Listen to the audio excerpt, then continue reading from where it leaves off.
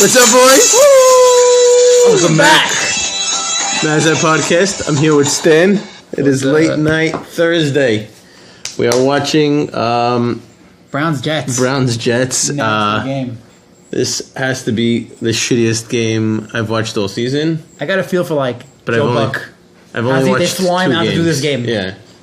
This guy does Packers Patriots. You know, he's doing Browns Jets now. This is the shittiest game I've watched all season. I've watched 2 games, and they were definitely not shitty. They were definitely not shitty. All right, guys. We're gonna introduce a new way we're doing podcasts this week and going forward.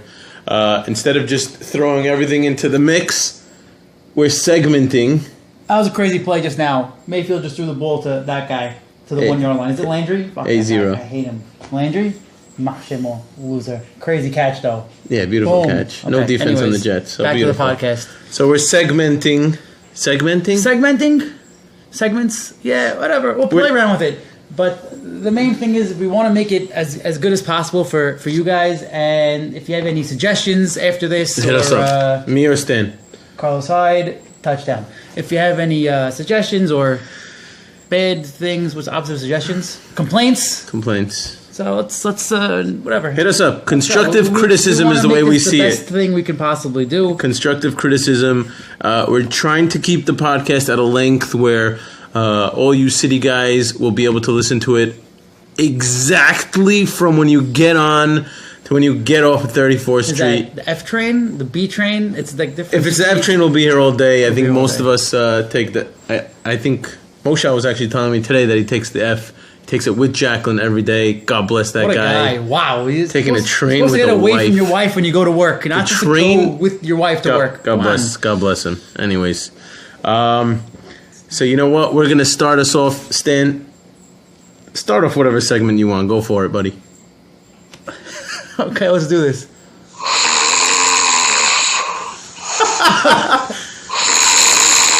This segment is called Hit the Snooze Button.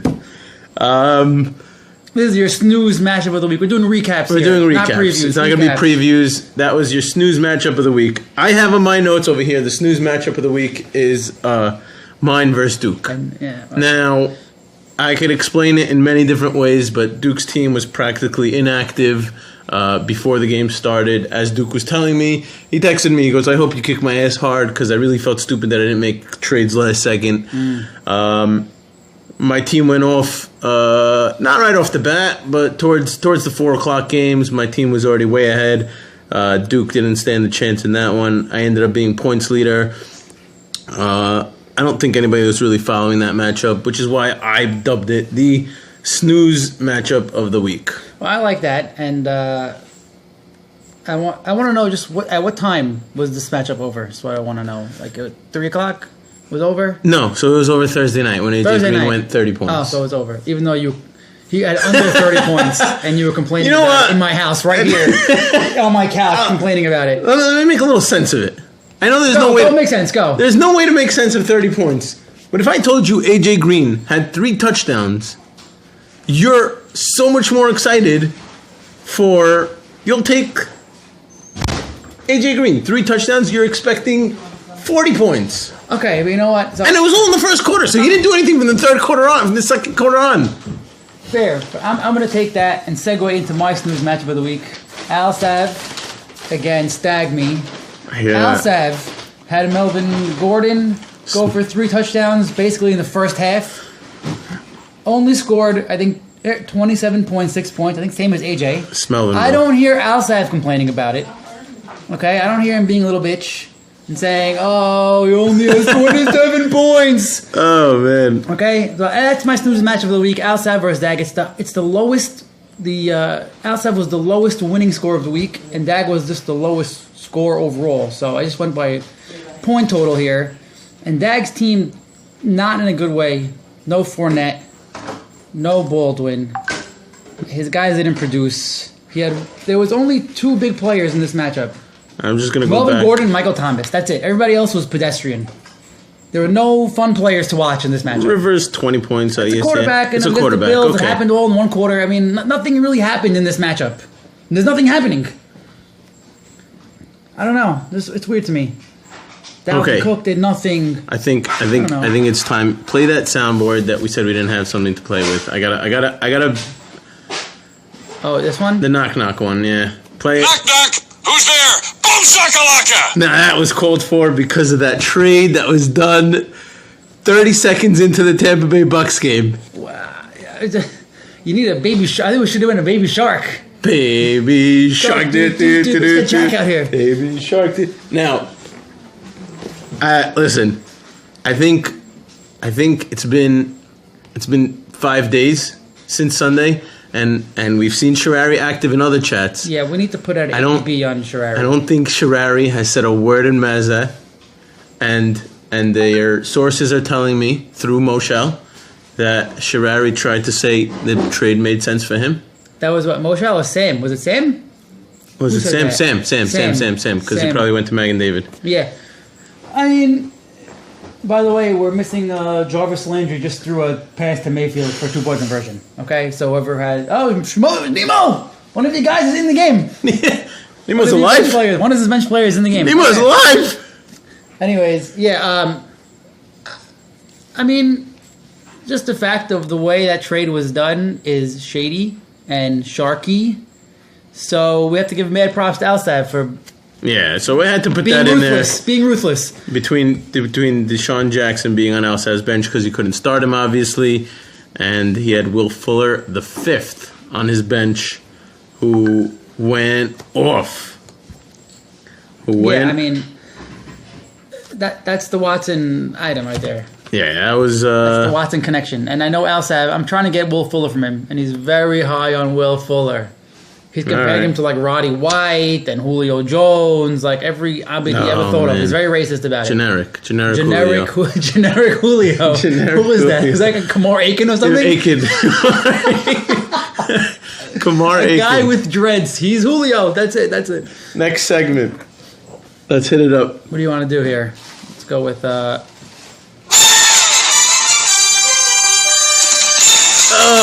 okay. Probably our favorite music drop. Probably the best music drop, the best sports theme in history, I think, and I will hold that to my grave. A far second is the old MLB on Fox. Which one is that? Remind me.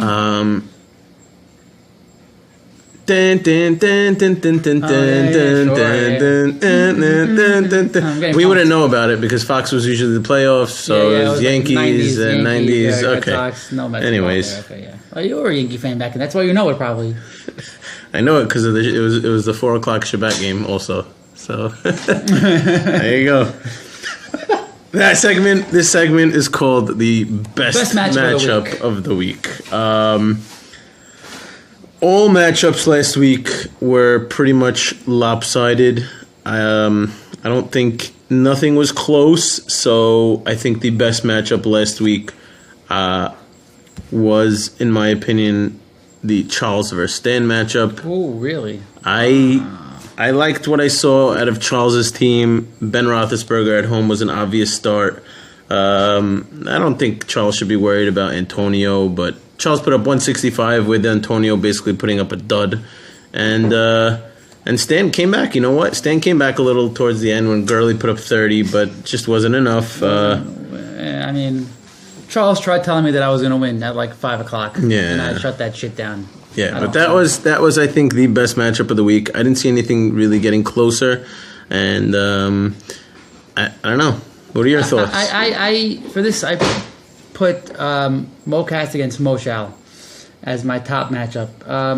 Mocast's team balled out 175, and Moshal's team put up 140 above projections.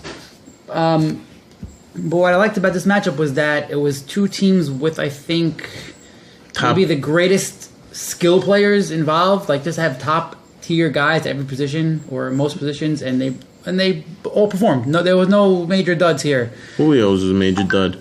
Yeah, but he still won, so like, whatever. Okay, but Thielen picked up the slack. Collins 10, Connor 17. This quarterback Mahomes, the best player in football right now. Yeah. This guy, what the hell, falafel mix. Wow, okay. That's for Corey. That's for who? Corey. She sold the dinner to me, so I bought it for her. Cool. You know what we had for dinner tonight? We had falafel waffles. Now Stan has falafel mixes that were just bought from, looked like Trader Joe's. Trader Joe's. My wife's second. This segment, best matchup, brought to you by Trader Joe's. Falafel waffles. Okay. Anyways, Moca's team put up points. Moshow's team put up points. I think these two are heavy hitting teams. They're both going to be. Mocas did a great job in his draft. They're both going to be. They're both going to be in it deep. Moshal, as we know, always. Mocas, this is the first time maybe in league history that he's over 2 games over 500. It's very possible. I know. I know he made the playoffs the first year, but he was 7-6. He was probably 7-6 and snuck his ass in. So congrats on being over 2 games over 500. I just want to say, Mocas, we really gave you no respect at the draft. I was talking to somebody. Maybe it was Yos. Maybe it was Nemo. We were saying, like, if it's Nemo, he's going to hate me for throwing him under the bus, but whatever. If Le'Veon Bell falls to 11 and Mocas gets him, who cares? It's Mocas. That's what we basically said. Mocas will screw up the draft anyways, and he'll have a shitty team. But he's got some studs. And you know what? He's got the and Wentz coming back. Forget Wentz coming back. He's got Thielen, Julio, Lockett, and he's got Keelan Cole on the bench. And Keelan Cole looks like the guy over there in Jacksonville. See that catch? Yeah. Holy cow. All right. Channels in a Mocas. He did it. And let's hit the next segment, which is going to be...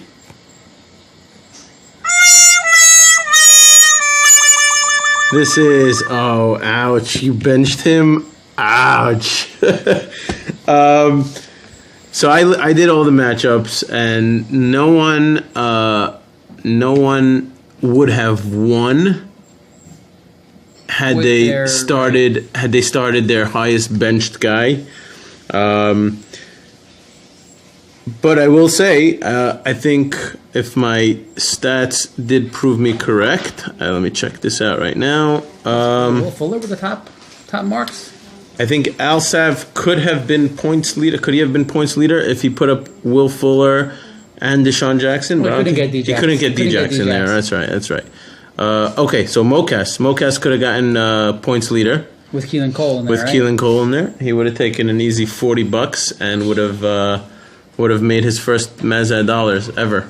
Right, it's not like we're saying he could have started him over Julio Jones. He could have started him over Tyler Lockett. And made some money. So Mocas, good job not making money. So that was the only one that I said, ouch, you benched him. What do you got? I lean the same way. I saw Will Fuller. I know Alsav is Hamyan for him. I figured he'd start him. But I guess he gave him a week back. No one really stood out to me. It was a week full of kind of blowouts. The closest matchup was Sam and Nemo. And 16 points. And Nemo's bench put up 6.5 more points than it put up last week. So it's progressing. So Nemo's bench put up a total of 6.5 points this week. Great. It's great. So the progress is coming slowly but surely. Nemo is climbing up the ladder in the bench. Just so you know, tonight alone, Baker Mayfield has 6.6 points. So that's it. He just doubled his season total. Double season total from one guy in basically matched the season total, not double. I'm sorry. He matched the season total. He beat it. He beat it. 6.6. He beat it. That's it. So now. Well, while we're here, let's just take a quick look at this Nemo matchup. Nemo's against Sam? Against Sam, lost by 16. This is the closest contested matchup of the week. Okay. And Sam was helped out by forgotten man Travis Kelce. No, everyone thought after week 1, Mahomes only has eyes for Hill. That's it. And then Kelce showed up, 7 for 109, 2 touchdowns, blowout win over Pittsburgh. Mm-hmm. Barkley did his thing. Breeze, I need to see more from Breeze. So I was telling Duke, points is not going to cut it as a Saints offense. I was telling Duke preseason about Brees and how this guy can and might have been MVP of the league across the first 4 weeks because his matchups were Tampa Bay. He's got Cleveland. Atlanta. He has Giants. Atlanta and the Giants. Now, those are 4 teams that Brees should be flying against. And then this is all being done without Ingram. So right, even more. So he should be launching them. I'm not impressed with what I saw from Brees against a really crappy Cleveland team. He put up 33 points against the Bucs, which is obvious. Based on history, Atlanta and Saints games are always a shootout. So I'm expecting Brees to put up big points next week, but I don't know. I feel like he's going to struggle again. I mean, I'm having flashbacks to last year, playoff time. It was like a Saints Falcons game Thursday night. Both teams couldn't get the ball moving. It was like a little shitty 17-14 game or something like that. And he just didn't do it. And I think the team speed of Atlanta's defense is legit. And they can get around, get covering. It all goes Thomas, back to the Kamara. fact that Brees is a Nazi sympathizer. So Oh yeah, well, that's known fact. known fact. Known fact. Oh yeah, known fact. Nemo's team has the studs and duds. Flacco, I'm calling him a stud. Flacco, McCaffrey, Hilton, Hopkins, Stafford, all 17 points or higher. Then the rest of his team, Thomas, Johnson, Watson, Mack, under 5 points. Johnson had 9 points, okay? Baltimore defense, -2, which serves them right after beating the crap out of the Bills. They deserve this little comeuppance. But Nemo's got to get better production from his depth players if he wants to survive. And the depth players are all not rostered or suspended on his team. So, But you know what? He had an interesting strategy. If Nemo can win 2 games in his first 5 weeks, I think Nemo would have flew up the ranks. He's 1-1 now. He's not. All hope is not lost for Nemo. I don't think Dez is far away from signing anywhere. Edelman is coming back in a couple weeks. So is Alshon. Nemo's right there. Yeah, but you look at Nemo's schedule. Nemo's going to have a scary, scary team in a couple weeks. Yeah. Is he? I don't know. He's going to have a scary team. It's going to be Matt Stafford, Hopkins, Hilton, Demarius. He's going to have to choose between Alshon, Edelman, and Dez. He can't start them all. Right. So the next 2 weeks for Nemo is Moshal and Mocas. I guess we'll call them 2 of the top teams in the league. He's got to try to come out of that Tough 1-1, yeah. hopefully. And then he's got Sherrari when supposedly his guys come back, and then yours, week 6. F that. So full strength Nemo coming at you. He's got to survive a little bit longer without his boys. And now Mayfield's in. If Mayfield can be a guy and upgrade over Flacco, even though Flacco's been playing out of his mind the first 2 weeks. Yeah, Way above Flacco standards. Flacco's got a fire under his ass. They got all these new receivers. He's got Lamar Jackson over there. Yeah, Lamar Jackson. Lamar Jackson, he's threatening, and Flacco's saying, "Nah, man, I got one more year." Isn't it Flacco who said he was elite? He's elite. He got paid like an elite quarterback. Doesn't mean he's elite, but you know. All right, what else we got here? Let's go. Next segment. Hit the soundboard. I don't even know where we are right now. Yeah? Well, I just want to kick your ass! This segment is sponsored by Sherrari. Sherrari. It's called Kickered His Ass. Now, the point of this segment is going to be highlighting matchups that were decided by kickers. And you ready for the total? This week, 0. Good, Sherrari. So, see, it wouldn't have mattered. It wouldn't have mattered this week, but it did matter. Let's since we have the segment up anyway, I will say somebody that kickered his ass was definitely Greg Zerline, who kickered his own ass. Who Duke took as the first kicker off the board in the draft, if I'm not mistaken. And it looks like he's going to be out for quite some time. I think I read 3-4 weeks, maybe a little more. And I think is it safe to drop Greg Zerline? I dropped him in my other league just because who can hold 2 kickers? Who can hold 2 kickers? I don't know how good. And the guy's great, but who can hold 2 kickers in a league where it's competitive? Let's see. Did Duke keep him? Duke probably still sleeping. Doesn't know what's going on. Week 3. Did Duke keep Greg Zerline? Hold up, boys. We're just going to check this up. Let me scroll all the way to the bottom. Down to Duke's team. The Duke's team. And Duke dropped him for Jake Elliott. Okay. Not bad. So, welcome to the streaming kickers game, Duke. Yes. It was. It's fun to have you. Yeah. I mean, streaming kickers is not fun. That's why I bid $5 on Dan Bailey. Because I don't have to worry about it. With the kickers, I went with Lutz. And you're a Saints fan. So no, not a Saints Ingram, fan. Kamara, and now Will Lutz. I gotta say, my strategy of Lutz. Thank you. Thanks, my Rose. strategy with Lutz was the guy is going to play 10 games out of his 16 in a dome. I think it's a no-brainer. Thank you. Rosie just gave us some candy. She is a true shatra. Eshet Hayel Miyim Sa. Stain, matzah. Matzati. And I'm going to take the red fishies.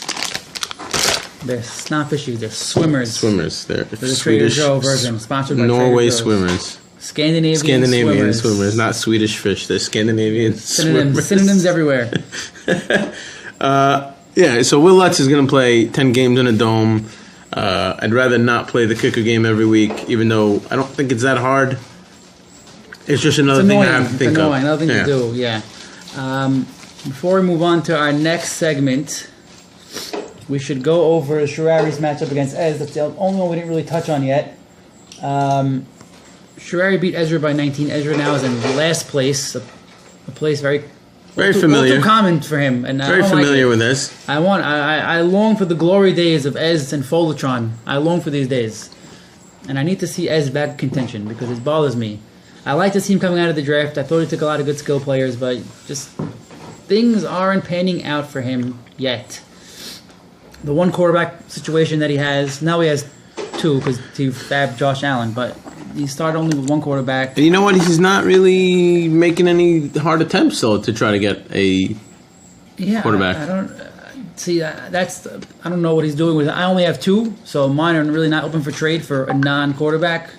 But for guys who have 3 and 4, I don't know. Ez should be firing up those trade lines, trying to get something going. He's got enough skill players. He's got Allen, Crabtree, Robinson, Cooper. That's 4 receivers right there. That someone can use one of these receivers. You know what? To what extent, though? Because you have a guy like Alsev who's still asking the world for a guy like Dak Prescott who's looked like absolute garbage. It's gonna come a time where he has to like come down from his trade offers. I mean, What do you mean? You think? I don't know. What are you trying to say? Dak can't pass. You're trying He to can't say- throw. He can't run. He can't do anything. The guy. Are you trying to say that Alsev couldn't have gotten $15 fab for Denver defense? I think he could have if he just held out a little bit longer. I can't believe he dropped them because I love the way he said it also. I have stock in Denver defense. What an Alsav thing to say.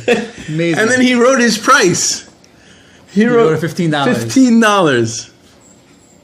He's truly one of a kind. Would you have paid $15 for? I paid $15 for Corey Clement this week. Would you have paid I $15 wouldn't for trade Jacksonville Clement. defense? Yes. Would you have paid $15 Yes, I would, for? only to avoid the hassle of having to stream a defense every week. Okay, where are you capping it? Would you pay $15 for Philly defense? Nope. No one else probably gets Just it. Jacksonville. And it's Jacksonville in like week 1, not like in week 11. You know, when I have him for the full year. Right, you want him for the full I year. can get him for the full year for $15. I'll do that just to get rid of the. Like I have Minnesota defense now. They're great. I'll probably start them every week just to avoid the hassle. But they're not matchup proof. They put up 2 points last week against Rodgers. Jacksonville is mostly matchup proof. Hat tip to Sharari for taking him in the 4th round. Good job, Sharari. Here's our final segment. Yeah, You ready let's for do the this? final you know segment. what I'm talking about, or you have no idea? Surprise me. Go for it. I gotta find the Beatles version of this. This is a weird, like, Wiggles version or something. This is what was that gay show? Teletubbies? Glee. Is it really Glee? That was Glee. Yeah. Rosie confirms it is Glee. It was called Glee. Hello, goodbye. Mocast, this is on you. If you could find this a soundbite. From Israel. This is a hello, goodbye. We called it waiver winner or waving goodbye. How'd you guys do in week 2 of the waivers, the waiver pickups? I did a quick scan, and I'd say waiver winner was Lindsay. Lindsay? Lindsay. Philip Lindsay? Philip Lindsay. Yeah, Mocas got what looks like to be a starting running back. Or at least for now, the right side of the timeshare with Philip Lindsay, because Freeman has been just doing nothing, and Lindsay gets catches, he's faster, he does everything. I read it was the first time in NFL history that an undrafted running back rushed for 100 yards in back-to-back games. Wow. And it's not like Mocas needs the guy also. 17 points week 1, 14 points week 2. The rich get richer. Mocas. The rich Unbelievable. He's going to come back from Israel, and he's going to be all over that trade shit, and that is when Mocas goes down. Oh, we all know the high story. on life from Israel is going to be We all know the story. drunk. He's going to be drunk. I thought another winner was Duke. Duke picked up Buck Allen and Austin Eckler for $30 combined, and it's two guys that his team really needed for Austin depth. Eckler is looking like what the Chargers are doing in the backfield over there is they're using Melvin Gordon and Eckler, and using Eckler as sort of like a really poor man Kamara. That's what he is. He's getting catches, right, and not really the rushing action. Am I right? So I wouldn't. Well, against the Bills, doesn't count. 11 attempts for 77 yards. The Bills suck. It was a blowout in the first half. But it's a good situation for everybody. I wouldn't be worried if I'm the Melvin owner. No, I wouldn't be worried. Eckler's not taking Melvin Gordon's job. No, and he's not taking his snaps either. Right, they're playing together, and like I said, it's like the Ingram. He's in the game plan. Ingram Kamara type of play, right. And they're doing great with it. And you know what? The Chargers are looking electric. And Duke needed these guys because before this he had Diarrhea Johnson, hashtag Sam Beta, okay? He had Tevin Coleman and Freeman. And then he had Duke Johnson, who's been like the forgotten guy in Cleveland. He got a big pay raise and they don't give him the ball anymore. That's it. So he needed some depth. His flex plays were, I don't know, Geronimo Allison, Calvin Ridley, DJ Moore, guys he can't bank on. He needs guys who are going to touch the ball, guaranteed. Yeah, man. Eckler's getting the ball. Buck Allen's getting the ball every week. You just bench David Johnson, throw him in the waiver wire, man. All he is diarrhea and waiver wire fodder. Can't. What a. Can we talk about Sam Beta for a second? Sam Beta, Diarrhea Johnson. I'm smiling right now so much. Oh my gosh. Sunday. So before the season, I was kind of worried Diarrhea Johnson. that Sam was not going to bring his game. And Dags told me, he's like, dude, just trust the system. Wait till Sundays. He goes, wait till Sundays. He said, trust the system. I know what I'm doing. And as always, I put my heart and soul into this commish. And Sam bought the ruckus on Sunday. He made an absolute enemy out of Duke. And can we find out when these two play each other? Sam Beta and Duke will face off. Too far away right now. I'm at week 6 and they still haven't faced each other. Maybe in time for David Johnson to get his groove back and then stick one up Sam's apple. Oh, Mariota Kart. Week 9. We have Duke Johnson will be on bye. Oh, he's on bye. It's amazing. Duke Johnson is on bye. David Johnson. Duke Johnson will be playing. I think Duke at this point should just trade David Johnson to anybody playing Sam, hoping the guy goes off and just bury Sam 1 week. It would hurt Duke's team, but if you ask Duke, his team's not going anywhere anyways, according to him, which is every year. So it won't hurt him that much. All right. I'm trying to find a. One second. What are you looking for? While you're looking up, I'll just look at what's going on in this week's matchups. All right, here we go. This is it. Shiragis 38 points. This is Channels Television's breaking news. What is happening? To interrupt this important broadcast to bring you some breaking news. Breaking news. This has been just confirmed to us by the commissioner's office, and the captains for Mazza Bowl have been informed and selected. Wow. This just came from us from Dagme. This came from us from the commissioner's office. We heard it yesterday. This is breaking Monday, and we will. Odds got to come out. You're the resident Mazza communications odds man. You got to give us something. I will. In chat some odds. Odds will come out. Vegas is all over this, and it's exciting. And we want to find out who the who the captains are. Who the captains are, and Throw in a prediction. I asked Dag about dates.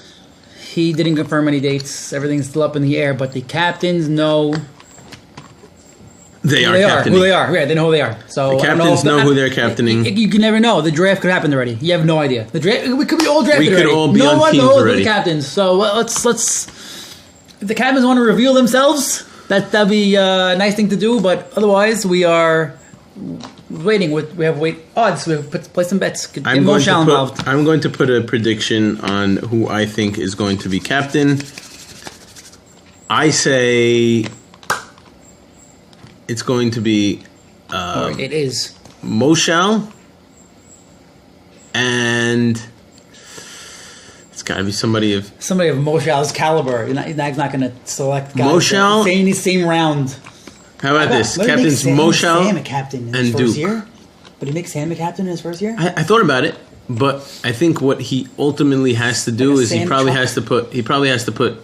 I know he didn't do this last year, I settle for Sam Duke right now. but he has to make. Holy crap! Wow. The diarrhea bowl. Diarrhea bowl. No, the real diarrhea bowl would be, I guess, David Johnson and Charles. That would be it.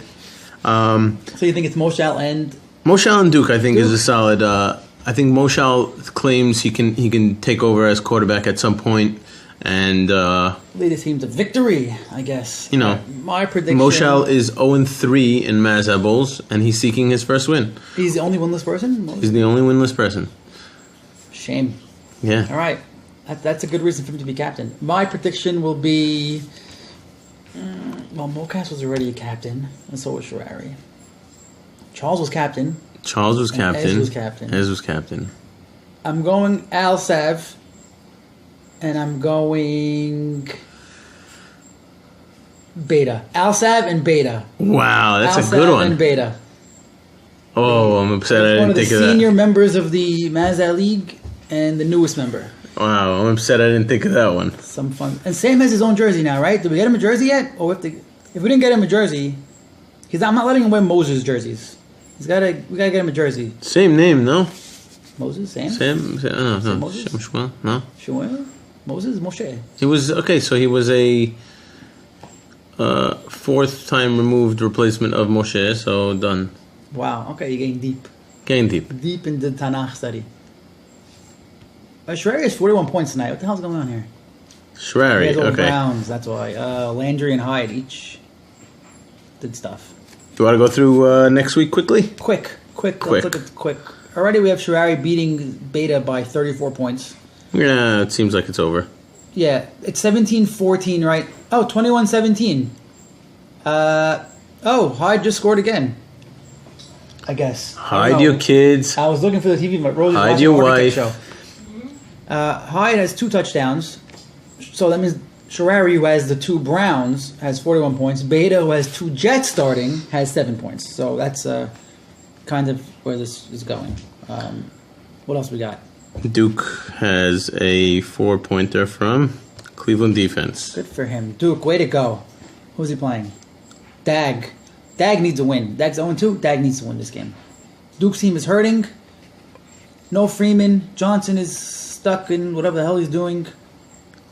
Dag's got to find a way. Dag's got to find a way to win this game. Does Dak care? Dag. I don't think Dag wants to go. Worst to first? First to worst? Baseball style. 18 points in the final month of the season. He's going to set records. Ow. I think Dag, being commissioner of the league, has more pride. Even though he won, it may be a little hangover year, but I know Dag's banking on Sony Michel, who is starting in his flex right now, to have a big year and to break out. He thinks he could be a possible league changer. There was one more segment. Did I not send you the What do we got? the busted one? Busted? Busted? I don't know. See how prepared we are, guys? We don't know what the hell we're doing. Anyways, Hold on. Busted? busted? I have kickered in the ass. Bust of the week. The first one?